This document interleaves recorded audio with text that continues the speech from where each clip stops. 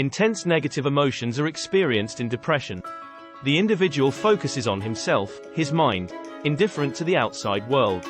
The individual is extremely concerned with his own feelings and thoughts. Introspection is at the highest level. It is accepted that this period laid the foundation for creativity. In the mania period, it is difficult for the individual to concentrate on a subject and produce a work due to psychotic symptoms such as delusions and hallucinations, distraction and flight of ideas. The period in which creativity and the product of creativity are most manifested is considered to be the hypomania period. This period is characterized by milder symptoms than the manic period. However, contrary to the explanations above, creativity products can also be revealed in the depressive period.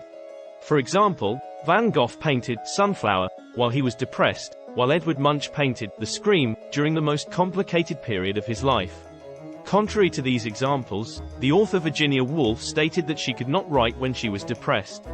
So if bipolar disorders increase creativity, how is creativity affected by treatment?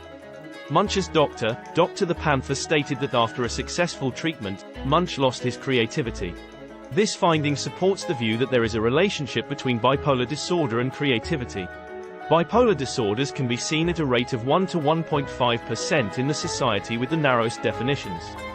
Among artists, this rate goes up to 11%. Among the artists most of us know who have or are thought to have bipolar disorder, William Blake, Jack London, Virginia Woolf, Ernest Hemingway, Jean-Claude Van Damme, Edgar Allan Poe, Florence Nightingale, Vivian Leigh, Mel Gibson, Richard Dreyfuss, Paul Gascoigne.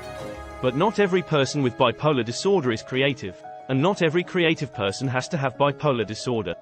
However, there seems to be a relationship between creativity and bipolar disorders. It has not yet been fully clarified whether bipolar disorder provokes creativity or whether creativity paves the way for bipolar disorder. Let's end with a final opinion.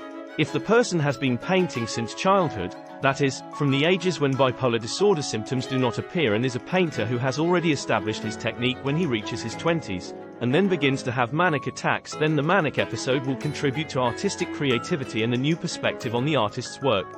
It may be possible to bring, but if a person has never written a book, painted, composed a book, and if we are wondering if artistic creativity can be seen in such a person, no, this person is no different from any other person in terms of artistic creativity. Maybe even the harm, not the benefit, can be seen, considering the possibility that he will be able to get rid of that confusion and reveal nothing. I specifically stated that the person has been dealing with art from an early age, because after being diagnosed with bipolar it is almost impossible for a person to start a branch of art and continue in that job long enough to learn the initial techniques. The work started and the art education received while he is struggling with the transitions of emotions will always be interrupted. This being the case, the ideas floating in the head, thousands of new thoughts swirling in the mind, can never turn into a production of art because the sick person does not have any technical infrastructure to transfer them. As a summary, bipolar disorder can turn a good artist into a great artist, but it does nothing in that sense to an ordinary, non-artist person. Thanks for watching and do not forget to subscribe to stay savvied.